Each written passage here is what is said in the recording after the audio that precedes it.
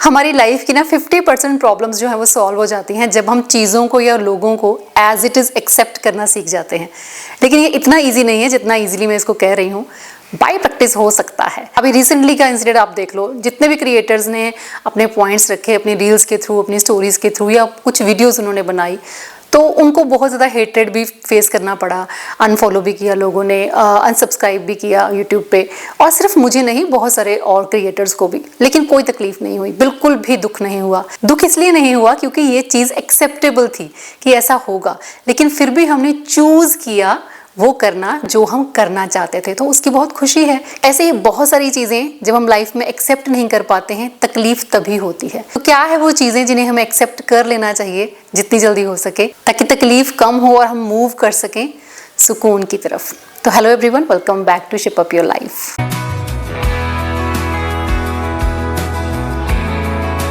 सबसे पहली चीज़ जो हम सबको बहुत जल्दी एक्सेप्ट कर लेनी चाहिए कि हर कोई आपके जैसा नहीं होता है। मैं ये नहीं कहती कि आप अपने आप को बहुत सुपीरियर समझो, पर आप जो भी अपने आप को समझते हो, ज़रूरी नहीं है कि सामने वाला भी आपके जैसा हो। मैक्सिमम टाइम यही होता है कि जिन चीज़ों में हम बिलीव करते हैं सामने वाला बिलीव नहीं करता है। जो थॉट प्रोसेस हमारा होता है वो सामने वाले का नहीं होता है, लेकिन उसके बावजूद भी हम कई बार शॉक्ड हो जाते हैं सामने वाले का बिहेवियर देखकर, उनकी बातचीत देखकर।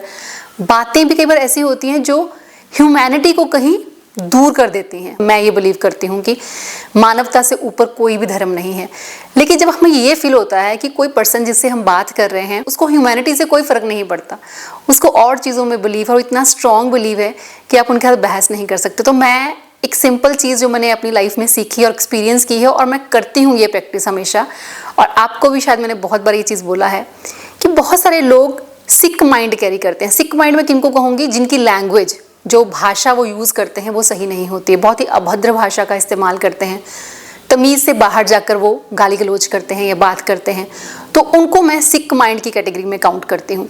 तो जब भी आप किसी सिक माइंड के साथ बहस करने लगते हो, मतलब आर्गूमेंट या हेल्दी आर्गूमेंट भी अपनी तरफ से आप शुरू करते हो, तो आप उनसे कभी जीत नहीं सकते। Don't argue, don't mess with the people जो आपकी बात को अंडरस्टैंड नहीं कर रहे। वो एक अलग बात है, लेकिन वो आपकी बात को अंडरस्टैंड करना ही नहीं चाहते हैं, और वो अपने बात को मनवाने के लिए, वो कंट्रोल रखने के लिए वो उस लैंग्वेज तक का इस्तेमाल करते हैं, शायद ह्यूमैनिटी को कहीं दूर कर देती है। कि आपकी बातचीत में कम से कम तमीज़ होनी चाहिए, और उसके लिए ज़रूरी नहीं है कि आपका पढ़ा लिखा होना ज़रूरी है।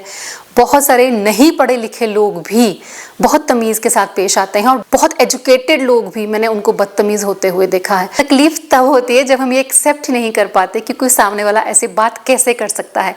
आप ये बिलीव नहीं कर रहे हो, आप ये मान नहीं रहे हो, तो ये आपकी गलती है कि सामने वाला ऐसे बात कैसे कर सकता है।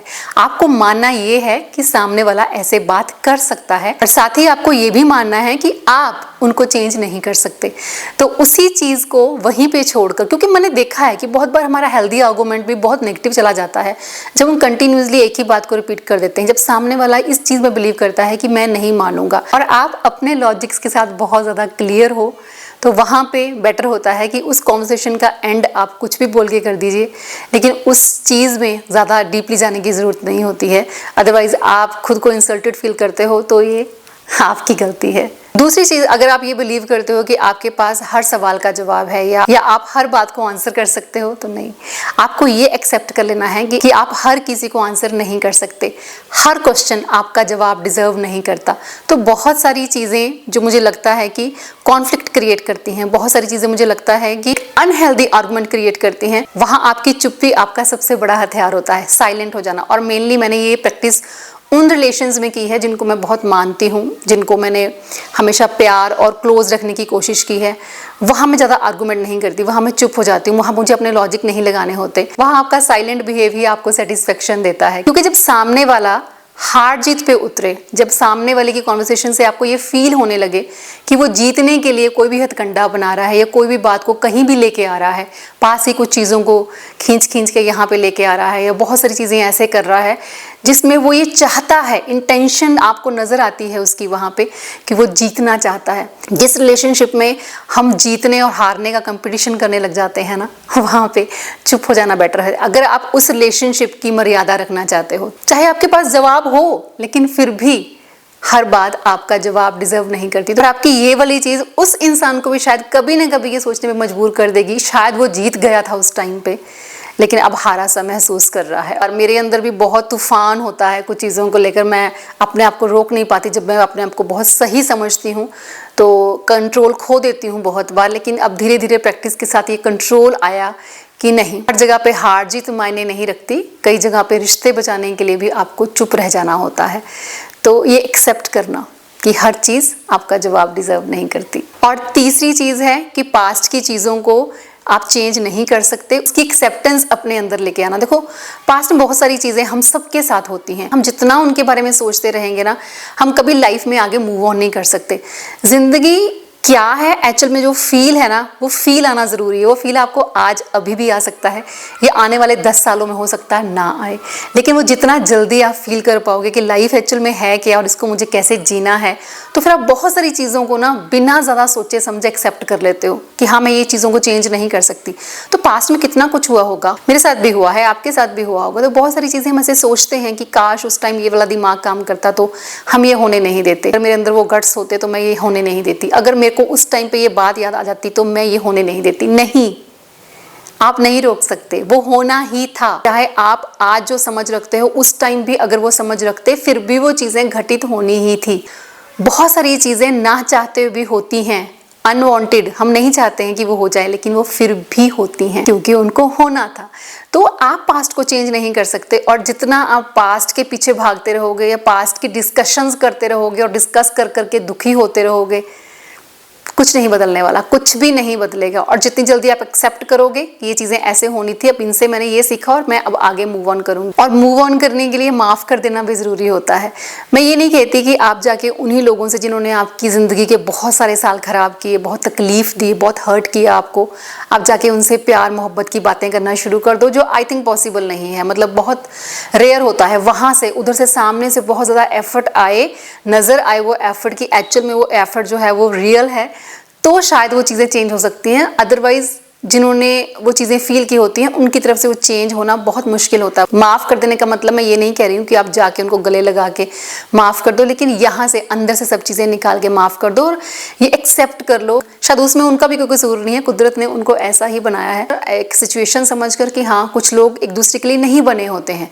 हम कितनी भी कोशिश करते हैं, हमारे जो आसपास लोग होते हैं ना, वो बहुत कोशिश करते हैं एक्चुअली कि हाँ, ये रिलेशनशिप चले या रिलेशनशिप वर्क करे, लेकिन कुछ लोग एक दूसरे के लिए नहीं बने होते हैं, तो नहीं बने होते हैं। तो इस बात को भी एक्सेप्ट करना और बहुत हैप्पीली एक्सेप्ट करना, यू कांट चेंज पास्ट, हम पास्ट को चेंज नहीं कर सकते, लेकिन हाँ, हम अपने फ्यूचर को अपनी पास्ट की लर्निंग से ब्यूटीफुल ज़रूर बना सकते हैं। कई बार हमें बहुत तकलीफ होती है कि कोई लोग ऐसे नहीं थे पहले, लेकिन अब वो चेंज हो गए हैं, तो वो तकलीफ भी होना जायज़ है। लेकिन मैं फिर भी आपको कहूँगी कि ये भी चीज़ आपको एक्सेप्ट करके चलना है कि पीपल विल चेंज, लोग अकॉर्डिंग द सिचुएशंस चेंज होते हैं। या कई बार ये भी होता है कि वो चेंज नहीं होते, कि जो एक्चुअल पर्सनैलिटी है उनकी वो टाइम ले लेती है बाहर आने में। बहुत बार ऐसा भी आप देखोगे, बहुत सारे केसेस में आप देखोगे कि कुछ लोग अपने आप को ऐसा प्रिटेंड करते हैं कि हम ऐसे हैं, लेकिन वो एक्चुअल में वैसे नहीं होते।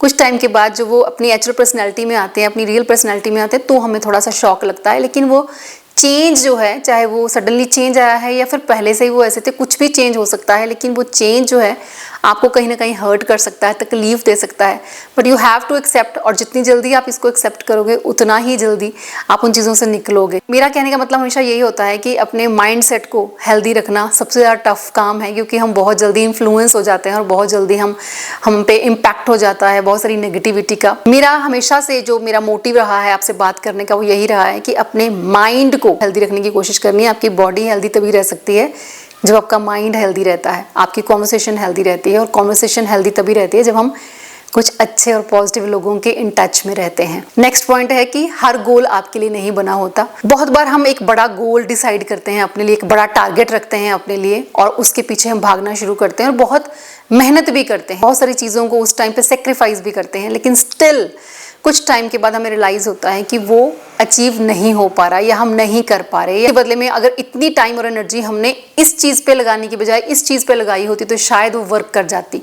तो स्विच द गोल, कोई हर्ज नहीं। मैं ये नहीं कह रही कि आप गिव अप कर दो, आप मेहनत करना छोड़ दो, आप डीमोटिवेटेड हो जाओ, लेकिन कुछ गोल्स एक पर्टिकुलर पर्सन के लिए बने होते हैं। हर गोल हर पर्सन के लिए नहीं बना होता। कुछ चीज़ ट्राई करते हैं लेकिन वो चीज़ आपके लिए नहीं बनी, तो हम कॉन्स्टेंटली उसको ट्राई कर करके अपने आप को तकलीफ में नहीं रखना होता, अपनी और टाइम और एनर्जी की वैल्यू करके उसे कहीं और स्विच करने की कोशिश करना है और अपना गोल भी आप चेंज कर सकते हो। ये एक्सेप्ट करना कि ये हमसे ना हो पाएगा बहुत तकलीफ देता है, लेकिन अगर एक्सेप्ट कर पाए तो आपकी ग्रोथ में हेल्प मिलेगी, अदरवाइज हौसले गिर भी जाते हैं। और ये पॉइंट जो मेरा फेवरेट पॉइंट है, फर्स्ट पे आना चाहिए था, ये लास्ट में फिर भी ऐड कर रही हूँ क्योंकि मैं बहुत बार इसको रिपीट कर चुकी हूँ। ग्रैटिट्यूड, एक्सेप्टेंस आती है तभी जब हम ग्रैटिट्यूड करना सीख जाते हैं।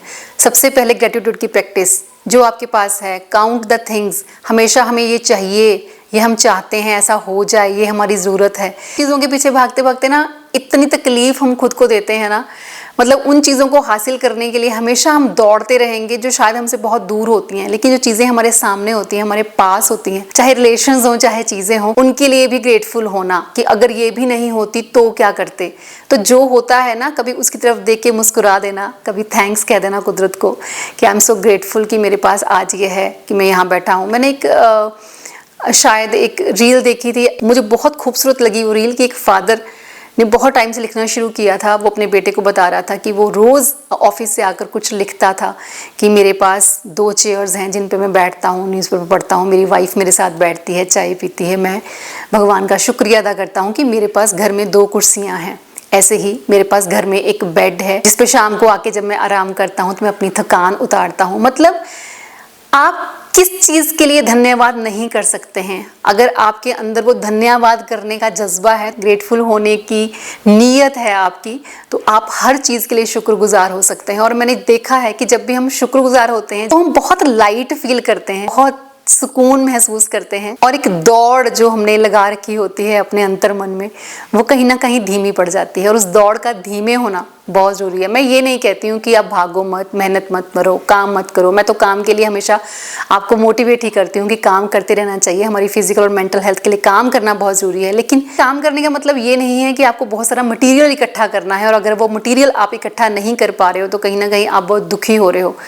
मैं भी चीज़ें खरीदती हूँ, मुझे भी शॉपिंग करने का शौक है, बहुत सारी चीज़ें मैंने लिस्ट बना रखी होती है, लेकिन मुझे ऐसे एंजाइटी नहीं हो रही होती कि चीज़ें मुझे मिल क्यों नहीं रही है, चीज़ें मुझे मैं हासिल क्यों नहीं कर पा रही हूँ। अपनी स्पीड में, जिस स्पीड में मैं चल सकती हूँ, अपनी टाइम और एनर्जी को देखते हुए उस स्पीड में बस चलती जा रही हूँ और ऑनेस्टी के साथ अपना काम कर रही हूँ।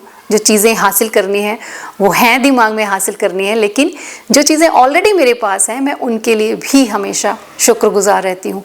तो ये शुक्रगुजार करने का जो जज्बा है जब आपके अंदर आ जाएगा, वो एक्सेप्ट करने का जज्बा कि हमारे पास बहुत कुछ है, जब आप ये एक्सेप्ट कर लोगे कि आपकी जो लाइफ है वो बहुत सारे लोगों का सपना होती है, I think that will be a turning point जो आपको हैप्पीनेस की तरफ लेके जाएगा। लोगों को आप चेंज नहीं कर सकते, सिचुएशंस को आप चेंज नहीं कर सकते।